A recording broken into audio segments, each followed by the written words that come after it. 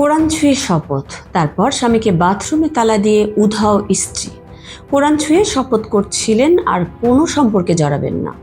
অভিযোগ, সেই শপথের পর স্বামীকে বাথরুমে তালাবদ্ধ করে প্রেমিকের সঙ্গে পালিয়ে গেছেন স্ত্রী। কেরানীগঞ্জের এই ঘটনায় ভুক্তভোগী ব্যবসায়ী শেখ রাসেলের অভিযোগ, বাসায় ফেরার পর স্ত্রী তাসলিমা আক্তার রুমি তাকে বাথরুমে যেতে বলেন। তিনি ঢোকার পর বাইরে থেকে দরজা তালাবদ্ধ করে নগদ টাকা ও স্বর্ণালংকার নিয়ে পালিয়ে যান। এমনকি ফ্ল্যাটের মূল দরজাতেও তালা লাগিয়ে দেওয়া হয়। দীর্ঘ সময় পর প্রতিবেশীরা রাসেলের চিৎকার শুনে তালা ভেঙে তাকে উদ্ধার করেন। পরে ঘরে গিয়ে তিনি দেখতে পান কয়েক লাখ টাকা ও স্বর্ণালংকার নেই।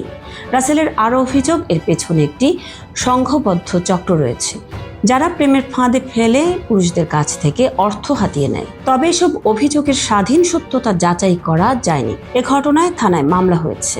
এখন প্রশ্ন, স্ত্রী কোথায়? আর এই অভিযোগের পেছনে আসলেই কি রয়েছে কোনো সংঘবদ্ধ চক্র?